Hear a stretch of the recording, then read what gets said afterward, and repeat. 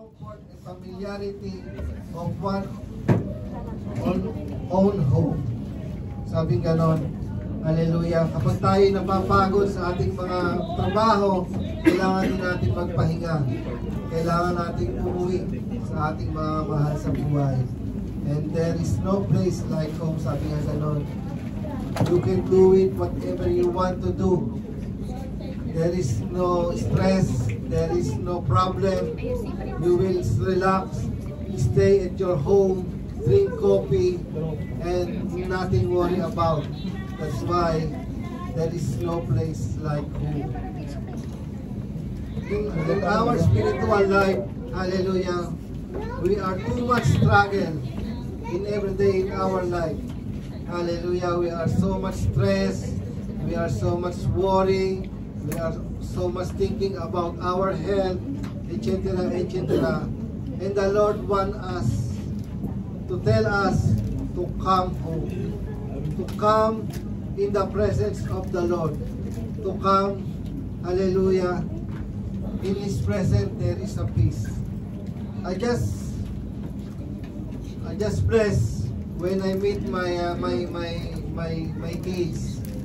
They said it's nice to live with my father or with my parents because they are relaxed. Everything they want to do, they will do it. Everything want to buy, they will buy it. And everything they need, we sustain it. And they will never get problem. They will never worry. So the Lord, our God, we just want to become like a kid. We just give, hallelujah, full trust on Him. Hallelujah. Meron pa tayong nakita na bata na mismong namumblema na sa pagbabayad ng bill ng kuryente? Meron bang mga bata na maliliit pa na namumblema na sa pagkain nila? So wala. They will give trust to His Father to sustain all their needs. So the Lord God, hallelujah, they sees our heart that we are so too much trouble in our life. That's why we need to come back to the presence of the Lord. We need to surrender everything, all the burdens in our heart, so that we will be set free to our Lord Jesus. Amen. So let us give clap offering to our Lord. In Philippians 3:17 to 20, it says here, we are the citizenship of heaven. Mga kapatid, tumulad kayo sa halimbawang ipinakita ko sa inyo. Magkukulan din ninyo ng pansin ang lahat ng sumusunod sa aming halimbawa. Tulad ng malimit kong sabihin sa inyo at kayo'y luha ang inuulit ko, marami ang namumuhay bilang mga kaaway ng krus ni Kristo. Kapahamakan ang kahinatnan nila sapagkat ang dinidiyos nila ay ang hilig ng kanilang katawan at ikinararangal nila ang mga bagay na dapat sana nila ikahiya at wala silang iniisip kundi mga bagay na makalupa. Subalit sa kabilang dako, tayo ay mga mamayan ng langit. Doon magmumula ang tagapagligtas na hinihintay natin ng may pananabik ang Panginoong Hesukristo. Hallelujah. So we are the citizenship of heaven. So we need to practice. Hallelujah. Ang lahat ng mga bagay na makalangit. Amen. We need to surrender our life to God and to learn more kung ano ba ang pangako ng Panginoon para sa atin. Sabi dito ni Pablo, hallelujah, na tayo daw dapat ay tumulad sa Kanya. Na dapat gawin natin ang mga makalangit na bagay dahil tayo ay pangapanglangit. Kalimutan na natin ang lahat ng gawa ng mga masasama nating hilig ng ating mga laman. We claim that we are citizenship of heaven but we did. Hallelujah. All the demonic, ang lahat ng mga makademonyong gawain, hallelujah, tulad ng paglalabag natin, hallelujah, sa kalooban ng ating Panginoon. We claim, hallelujah, that we are citizenship of heaven, pero iba naman ang ginagawa natin. Paano natin masasabi how we can say that we are citizenship of heaven if we are doing the evil way? Hallelujah. How we can say that we are citizenship of heaven if we are lazy to come in the church, if we are lazy to come in the Bible study, and we are lazy to read our Bible and to know what God is planning for us. Hallelujah. In Romans 12:2 says, do not conform to the pattern of this world, but we have to renew our minds. Sabi ganun, kung ano daw yung kalooban ng Diyos, yun ang dapat masunod sa ating buhay.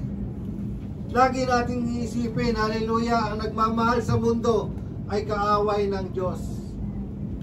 Hallelujah. Kaya dapat sa ating mga tinawag, hallelujah, ng ating Panginoon, we need to believe in a Christian life and do not conform to the pattern of this world.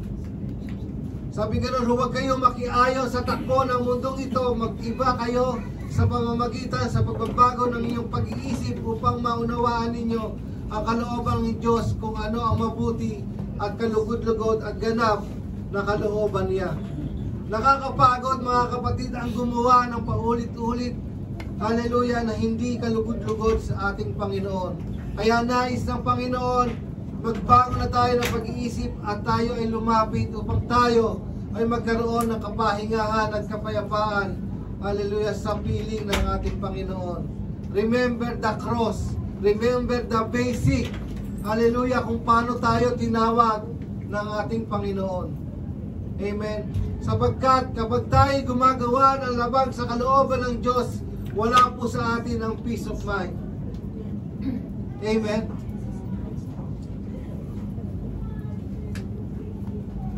Hallelujah. We need to be like a children, that He always entrusted their life to His Father, so that we will be set free. Hallelujah. If we are full of burdens, if we are full of problems in our life, we cannot stay and we cannot live, hallelujah, with peace. But the Lord, hallelujah, want us to be set free for everything, for any badges of the devil one. Hallelujah. Gusto ng Panginoon mag-set free tayo sa lahat ng mga bagay na ating pinagkabigatan sa ating buhay, na hindi na tayo dapat gumawa ng mga makabundong bagay sapagkat ang buhay natin ay para sa Kanya. Tayo ay mga nilalang ng Diyos para sa Kanyang kaharian. We cannot enter to the kingdom of God unless we don't have key. The key is Jesus Christ. He is the way, the truth, and the life, and no one comes to the Father except through Jesus Christ. Kaya mga kapatid, let us surrender our life to Jesus so that we will have a key. It's really difficult that you will claim that you have house but you don't have key. How you can enter your house without key? Tama po ba? So kailangan natin ng key para masabing we have own house. And that's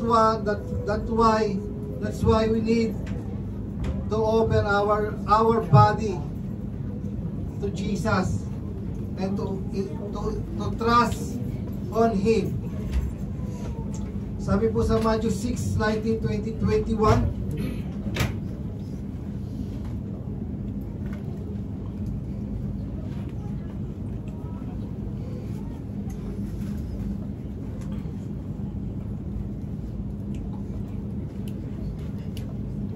hallelujah. Hallelujah. Nakikita po ng Panginoon kung gaano tayo nabibigatan sa ating mga pasanin.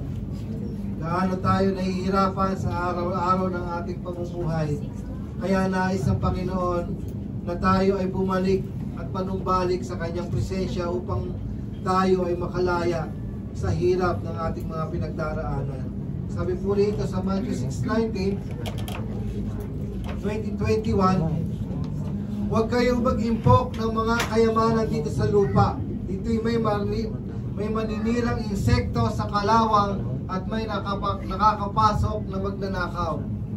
Sa halip, mag-impok kayo ng kayamanan sa langit. Do'y walang naninirang insekto at kalawang at mga walang nakakapasok na magnanakaw. Sapagkat kung saan naroon ang inyong kayamanan, naroon din ang inyong puso. So mga kapatid, ano pa ba yung gagawin natin sa ating buhay? Hallelujah! Hindi pa ba tayo nagde-decide na ibigay na natin lahat sa Panginoon? Nakapraso na lang ang ating buhay, hindi pa ba natin ipagkakatiwala sa ating Panginoon? Sapagkat if you are invest something, you will be expecting that you will get. Amen. So the Bible says we need to invest in heaven. What is this? To do the will of God. Sundin ang kalooban ng Panginoon para sa ating buhay. Amen. Hallelujah. Kung ano daw po yung tinatanim natin, yun po yung ating aanihin. Hallelujah. So marami na po mga kapatid, kung kayo uwi ng Pilipinas, magugulat po kayo sa mga tao noon. The people are so very bad. Before, if you will drink to them, they will fight, no problem. But now, they will kill you. Napakarumi na ng mundo natin ngayon. Sobrang sama na ng mundo natin ngayon. You know, my dear brethren, I have niece. He is the one guy come to their dormitory. Pinasok po siya at pinagtangka ang gahasain. She was 26 years old. And my niece was fight to the man until she died. See? Napakahirap po, ano? Napakasakit bilang sa isang magulang na inaasahan mo yung anak na nagtatrabaho pero ganun ang sinapit ng buhay. Kaya nga mga kapatid, mapalala na napalala ang mundong ito, kaya kailangan na nating isurrender ang ating buhay sa ating Panginoon. Amen. Sabi dito, what is the difference between physical life and spiritual life? Physical life refers to the existence of living organism in material world, including their physical characteristic, behavior, and intersection with the environment.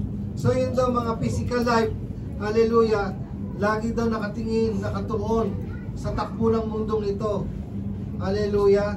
Ang mga worldly, ang mga pag-uugali, ang mga ginagawa, ang mga nakikita sa environment.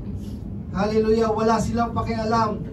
Lalo-lalo na kapag pinag-uusapan na ang patungkol sa Panginoon. Hallelujah, wala silang alam gawin kundi yung mga hilig ng kanilang mga laman. Spiritual life, on the other hand, refers to the non-physical aspect of existence, such as the soul consciousness. So kung tayo mga spiritual na tao, kailangan po natin talaga maging souls consciousness tayo. Hallelujah. Kung ano po yung will ng Panginoon, yun po yung dapat natin gawin. Hallelujah. Para hindi po tayo magkaroon, hallelujah, ng mga bagay na hindi kalooban ng Panginoon. Search for a meaning and a purposes. Dapat daw gano'n ang gawin natin. Lagi natin isipin o hanapin kung ano ba yung purpose ng ating buhay, kung bakit tayo nandito ngayon sa mundong ito. Hallelujah.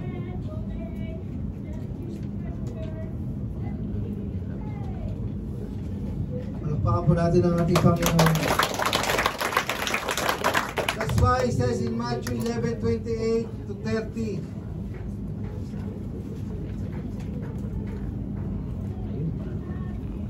Lumapit kayo sa akin, kayong lahat na nahirapan at nabibigat ang lubha.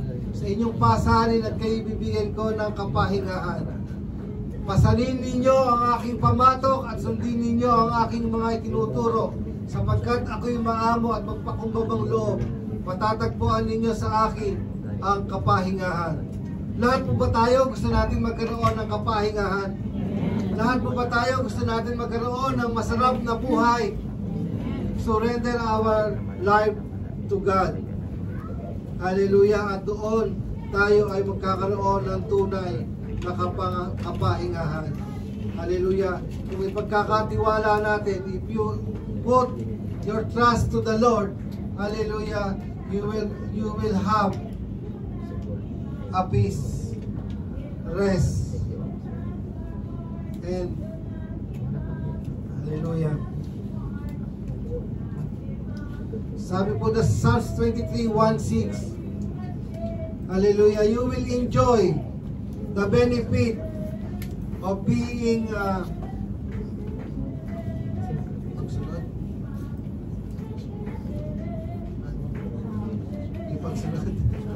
obedience.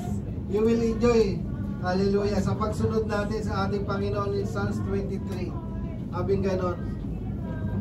Si Yahweh ang pastol, si Yahweh ang aking pastol, hindi ako magkukulang. Amen. Kung nasa puso natin ang ating Diyos, ang siyang pastol o kasama natin sa ating buhay, hindi niya tayo pagkukulangin sa lahat ng bagay. Amen. Si Yahweh ang aking pastol, hindi ako magkukulang. Katulad ng isang bata na anak natin, na kapag kasama natin ang ating mga anak, hindi sila nagkakaroon ng mga problema. Dahil alam niya na tayong mga magulang ang magsusustain ng kanilang mga pangangailangan. So kailangan po natin bilang isang anak ng Diyos, ibigay natin ang lahat ng ating puso sa ating Panginoon. Siya ang aking pastol. Si Yahweh ang aking pastol, hindi ako magkukulang. Tuloy pa po. Pinapahimle niya ako sa luntiang pastulan at inaakay niya sa tahimik na batisan. So if you can see, if you will surrender your life to Jesus, you will, hallelujah, you will get that benefits for being obedience to God. Hallelujah. Pinapahimle niya ako sa luntiang pastulan at inaakay niya sa tahimik na batisan. Pinapanumbalik ang kalakasan at pinapatubayan niya sa tamang daan upang aking parangalan ang kanyang pangalan. Dumaan man ako sa madilim na libis ng kamatayan, wala akong katatakutan pagkat ikay ay aking kaagapay. Ang tungkod mo at pamalo ang aking gabay at sanggalang. Ipaghahanda mo ako ng salo-salo na nakikita pa nitong mga kalaban ko sa aking ulo. Langis ay binubuhos sa aking saro at pagpapalay lubos-lubos. Kabutihan at pag-ibig mo sa akin di magkukulang. Siyang makakasama ko habang ako'y nabubuhay at pagpakailaman ay sa bahay ni Yahweh mananahan. So we need to practice all the heavenly things. Hallelujah, nakasama natin ang Panginoon sapagkat sa langit, ganito po yung ating mararanasan. If you are disobedient to God, hallelujah, kakaiba po yung ating mararanasan kundi puro trouble, puro hirap, puro pasakit. There is no peace, there is no, hallelujah, you will never set free if the presence of the Lord is not with us. Hallelujah. Sino po rito yung may magulang pa hanggang sa ngayon? Di ba napakasarap kahit hindi sila nakakatulong sa'yo, makita mo lang yung presensya nila, napakagaan ng iyong kalooban.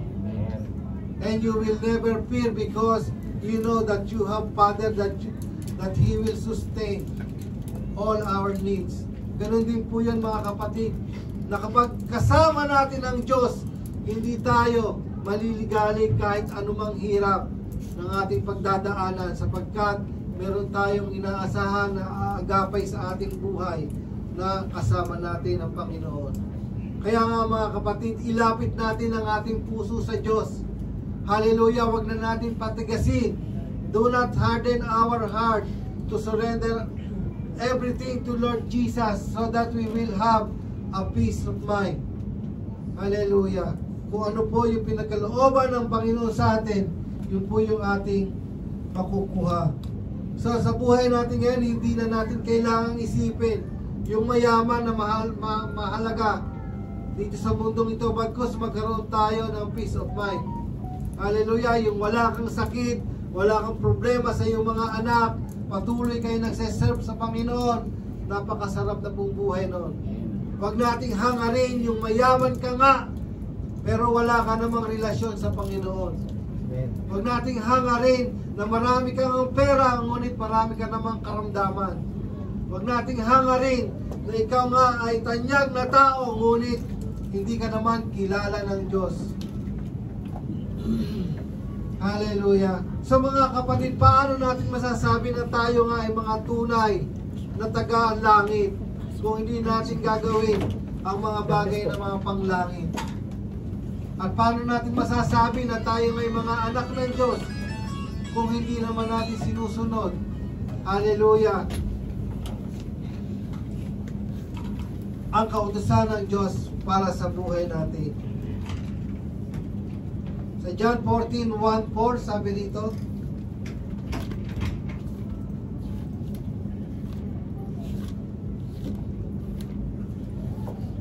huwag kayong mabalisa, sumampalataya kayo sa Diyos, sumampalataya din kayo sa akin.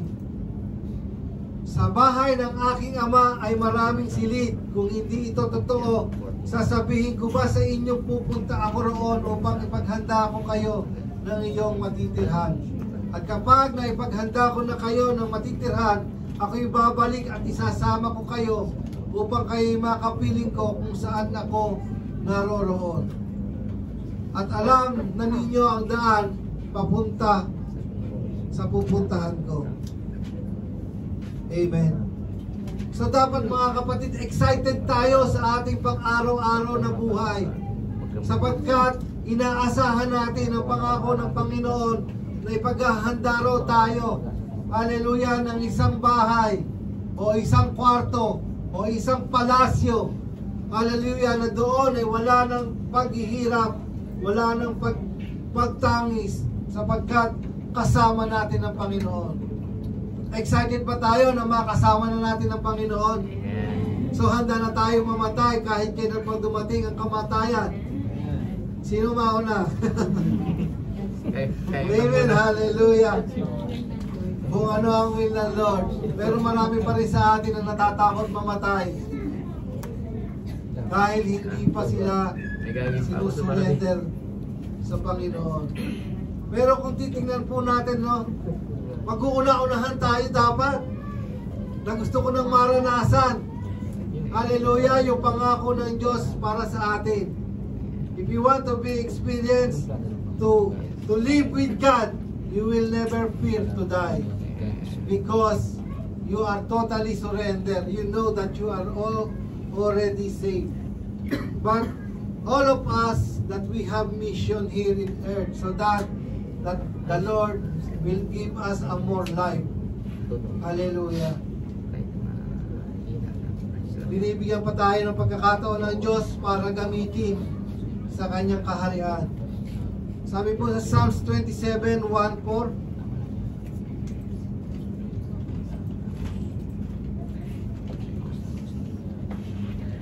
si Yahweh ang ilaw ko at kaligtasan ko. So kailangan natin sa buhay natin yung ilaw. Hallelujah. Kung ikaw ay isang bulag, you cannot do anything. We need light in our life. Hallelujah. Just try to close your eyes and you will never know what will happen to us. So we need the light, and the light is Jesus Christ. Amen. Hallelujah. And we need to having a salvation, sabi ganon. Sino ba ang aking katatakutan, sabi ganon. If you live in the darkness, hallelujah, you will have a full fear in your life. But if you have light, you will never fear because you will see what will happen to you. Hallelujah. You will see your enemy. You will see what will come to you so that you have light in your life. So we need Jesus in our life. Sabi ganon, at kaligtasan, sino pa ba ang aking katatakutan?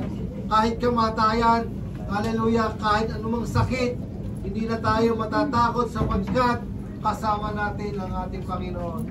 Even we are, hallelujah, we never get afraid because our Lord God is with us. And ang muwang kong aking buhay, sino pa ba ang aking kasisindakan? Hallelujah. So napakasarap, no? Nakikita kasi ng tao, ng Panginoon, na tayo ay natatakot sa lahat ng bagay. Kaya ang gusto ng Panginoon, ma-set free tayo. Hallelujah. Nakikita ng Diyos na tayo ay punong-puno ng pagkabalisa. Kaya ang gusto ng Diyos, magbalik tayo sa Kanya upang hindi tayo mabalisa o magkaroon tayo ng kapayapaan na nagmumula sa Kanya. Hallelujah. Sa Matthew 8:20, sabi rito,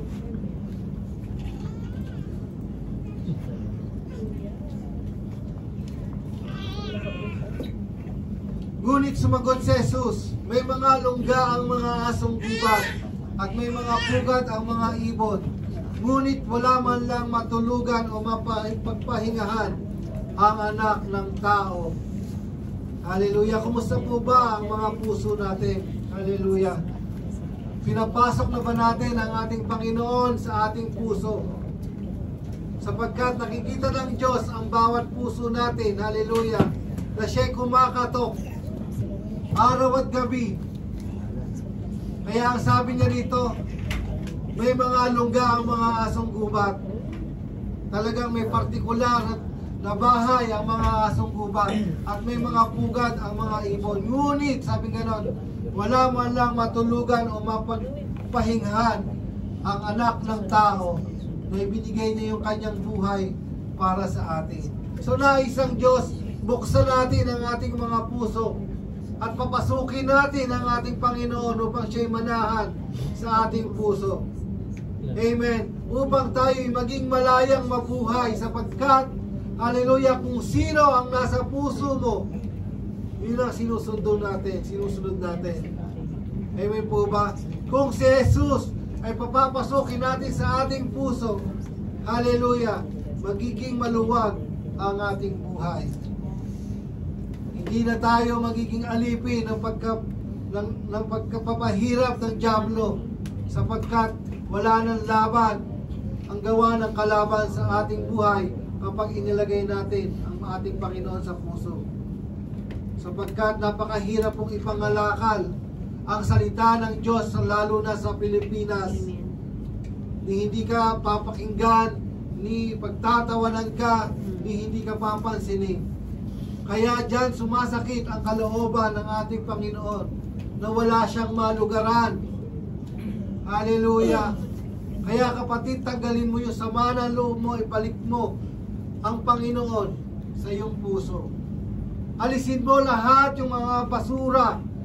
Hallelujah, linisin natin ang lahat ng basura sa ating mga puso at patuloyin natin ang ating Panginoon. Sapagkat ang sabi niya, ang aso may tirahan, ang mga ibon may pugad, ngunit siya wala siyang mapuntahan. Wala di tumanggap man lang sa kanya. Kaya mga kapatid, hallelujah, panahon na upang papasukin natin ang ating Panginoon, hallelujah, sa ating mga puso. Ibig sabihin, isa puso natin mga kapatid ang ating mga naririnig at ipamuhay natin upang tayo ay mabuhay, hallelujah, na meron kapayapaan. Hallelujah, walang ibang hangad ang Panginoon kung hindi tayo mabuhay ng may kasaganahan. Katulad ng isang ama na kung bakit lahat tayo ay narito sa UAE. We have only one reason. Hindi para mag-tourist, hindi para magpasarap, kundi mabigyan natin ng magandang kinabukasan ang ating pamilya. This is the reason kung bakit si Lord nagbibigay sa atin ng mga ganyang mga salita. Hindi niya nais na tayo ay mapahamak. We are here, my dear brethren, not for only for our ano tawag ka?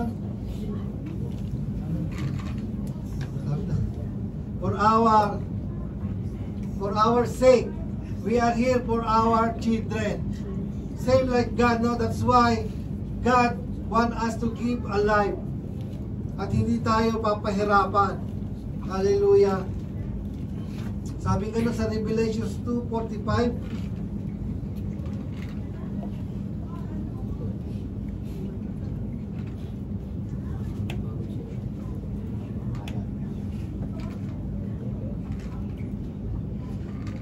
ngunit dapat kayong manatiling tapat sa akin hanggang ako'y dumating.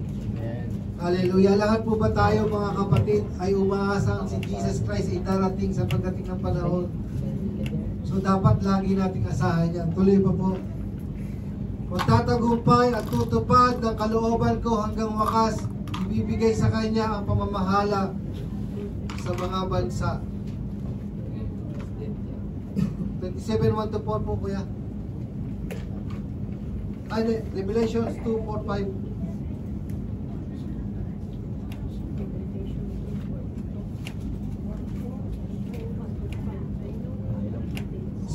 Subalit may isang bagay na ayaw ko sa iyo. Ang pag-ibig mo noong una kang sumasampalataya ay nalalamig na. Alalahanin mo ang dati mong kalagayan, pagsisihan mo at talikuran ng iyong mga masasamang gawa at gawin mong muli ang mga ginagawa mo noong una. Kapag hindi ka nagsisi, pupunta ako diyan at aalisin ko sa kinalalagyan ang iyong ilawan. Ngunit ito naman ang napupuri ko sa iyo, kinapuputan mo rin ang tulad ko ang mga ginagawa ng mga sikulita. Hallelujah. Ibalik po natin mga kapatid yung dati nating first love sa Panginoon. Kung gaano natin siya nakilala, dapat hanggang ngayon umaapoy pa rin yung pagsamba natin sa Kanya. Kung gaano natin siya nakilala, kailangan talaga magbigay tayo, hallelujah, ng mas malalim, hallelujah, na pagsamba at pagkakakilala sa Kanya. Hallelujah.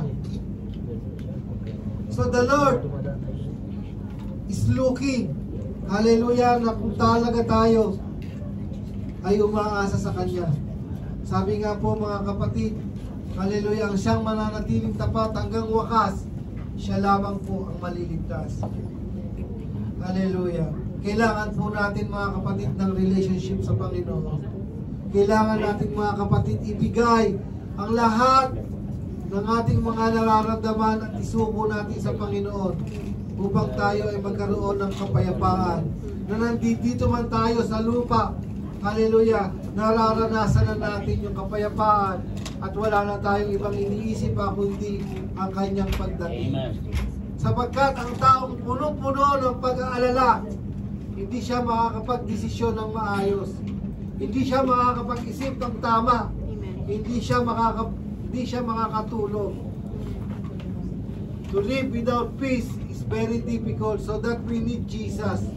We need to surrender everything to God and we need to come back home. Amen. Hallelujah. Doon lang natin makikita yung kapayapaan sa piling ng Ama. So ito po yung conclusion ko. Luke 15 verse 11-31.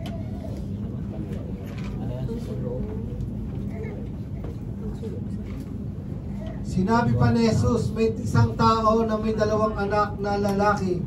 Sinabi sa kanyang bunso, Ama, ibigay na po ninyo sa akin ang mamanahin ko, at hinati nga ng ama ang kanyang ari-arian. Pagkalipas ng ilang araw, ipinagbili ng bunso ang kanyang kaparte at nagpunta siya sa malayong lupain. Ilistay niya roon sa pamamagitan ng mga bisyo ang lahat ng niyang kayamanan. Nang maubos na ito, nagkaroon ng matinding tagutom at sa lupain iyon, kaya't siya ay nagsimulang maghirap. Namasukan siya sa isang taga roon at siya ay pinagtrabaho nito sa isang babuyan. Sa tindi ng kanyang gutom at dahil sa wala namang nagbibigay sa kanya ng pagkain, halos kainin na niya ang mga bungang kahoy na kinakain ng mga baboy. Ngunit napag-isip-isip niya ang kanyang ginawa at nasabi niya sa sarili, labis-labis ang pagkain ng mga alila ng aking ama, samantalang ako'y namamatay dito sa mundo.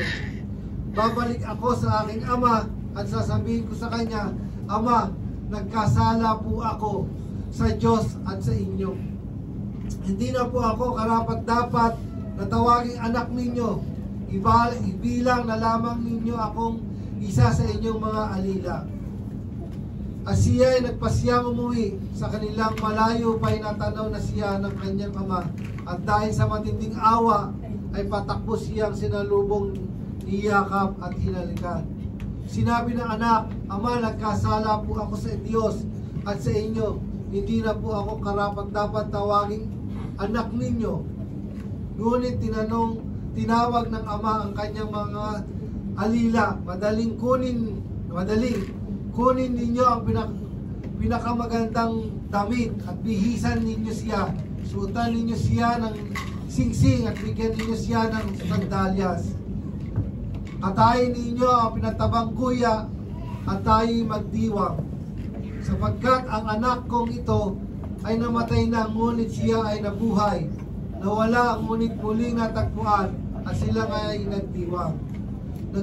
Nasa bukid noon ang anak ng panganay ng umuwi ito at malapit lang sa bahay at narinig ito ang tugtugan at saya. Tama na po doon.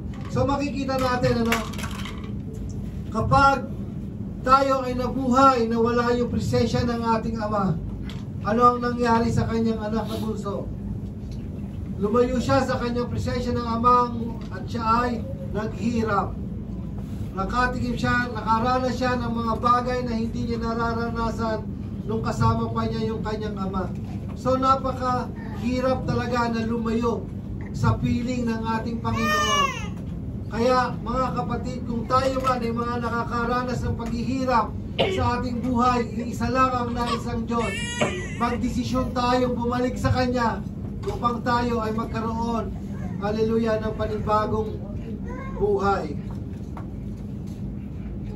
Haleluya, na katulad ng isang alibughang anak, haleluya, na laging naghihintay ang kanyang ama sa kanyang pagdating. We need to make decision to come home. Haleluya, dahil yan ang gusto ng Diyos para sa atin. Bumalik tayo sa kanyang piling upang tayo ay magkaroon ng panibagong buhay. Haleluya, na katulad ng ginawa ng isang prodigal son, na kahit haleluya, hindi siya nagrespeto sa kanyang magulang, ngunit naisipan pa rin niyang bumalik sa kanyang ama. Ganon tayo kamahal ng ating amang Diyos, na kahit gaano man kadami ang nagawa nating kasalanan, hindi niya tinitingnan. The love of the Father is very faithful. He will never see what we did, but He always waiting for us, hallelujah, to come back home. Kaya mga kapatid, hinihintay tayo ng Diyos na magbalik tayo sa kanyang piling upang tayo ay magkaroon muli ng pagkakataon bilang tawagin niyang mga anak.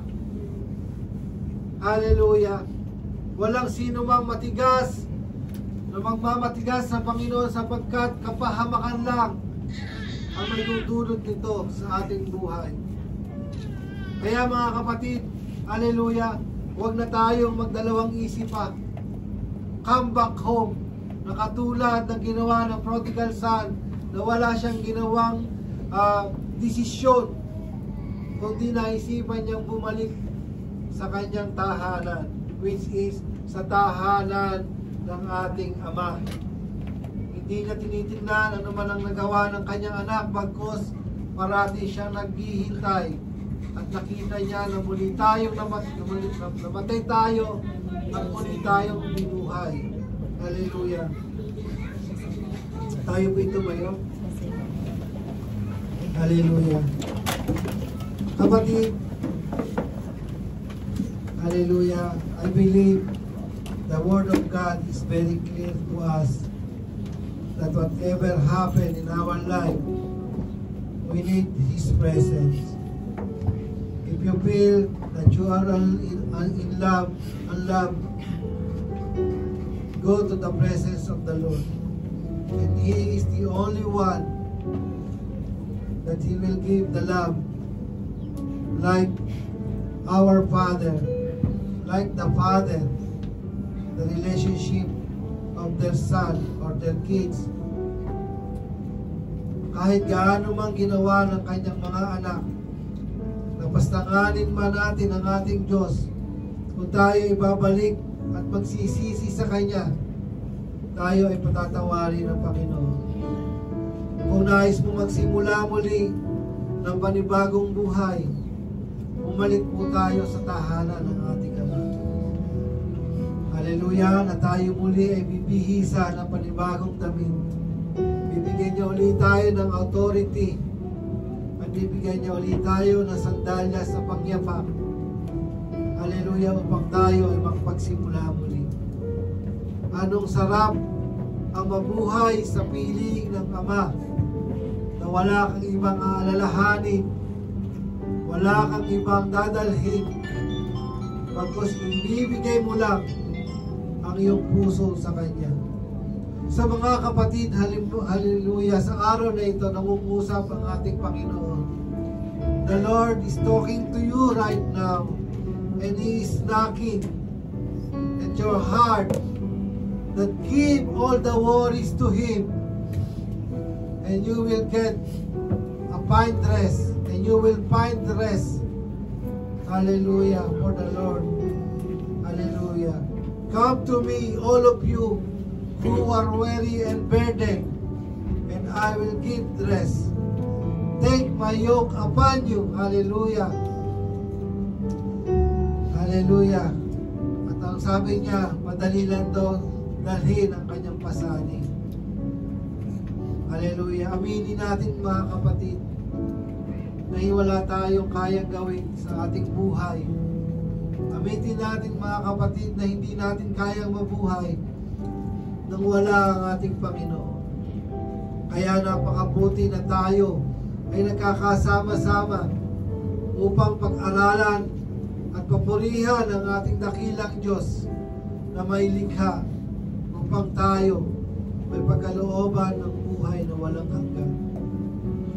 Ikaw ba kapatid ay nabibigatan sa iyong buhay at di mo alam ang iyong gagawin kung paano ka magsisimula? Gayahin natin isang prodigal son na naging matigas man ang kanyang ulo, naging, hallelujah, naging disobedience man siya sa kanyang tatay, pero nakaranas siya ng hirap at naisipan niyang bumalik sa kanyang ama. So ganun din ang ating gawin mga kapatid, hanggat hindi pa nahuhuli ang lahat. Hallelujah. I-surrender natin ang ating puso sa ating Panginoon. Hallelujah. Ama naming Diyos na makapangyarihan sa lahat, Ikaw ang may lalang, Ikaw ang may bigay ng aming buhay. Mula ngayon, sinusurrender ko na sa iyo ang aking buhay at tinatanggap kita bilang Panginoon at tagapagligtas ng aking buhay. Hallelujah. Tulungan mo po ako, Panginoon, na makamit ko ang kaligtasan na iyong pangako upang makasama ka namin habang buhay. Tunay nga, Panginoon, kung malayo ka sa amin, wala po kaming magagawa. Hallelujah. Kaya mga kapatid, hallelujah, tanggapin natin ang ating Panginoon. Panginoon, maraming salamat, Lord God, hallelujah, sa buhay ng aking mga kapatid na nandito ngayon, Lord God. Alam mo po, Panginoon, ang lahat ng aming mga dalahin, Lord God. Alam mo po, Panginoon, ang lahat ng kabigatan namin, Lord God. Alisin mo po ito, Lord God, at bigyan mo po kami, Ama, ng kapayapaan na nagmumula sa iyo. Muli mo po kami ibalik sa iyong tahanan, Panginoon, upang maranasan namin, Lord God, ang tunay ng kapayapaan ng aming buhay. Patawarin niyo po kami, Panginoon, sa aming mga kasalanan. Hallelujah. At bigyan niyo po kami, Panginoon, hallelujah, ng kapayapaan na nagmumula sa iyo, Lord God, na maranasan namin, Panginoon, ng isang bata, Panginoon, na wala kaming aalalahanin sapagkat ikaw ang siyang nagbibigay, hallelujah, ng mga pangangailangan ng iyong mga anak. Salamat, Ama. Pinupuri ka namin, pinapasalamatan ka namin sa pangalan ng Ama, ng Anak, at ng Banal mong Espiritu. Amen.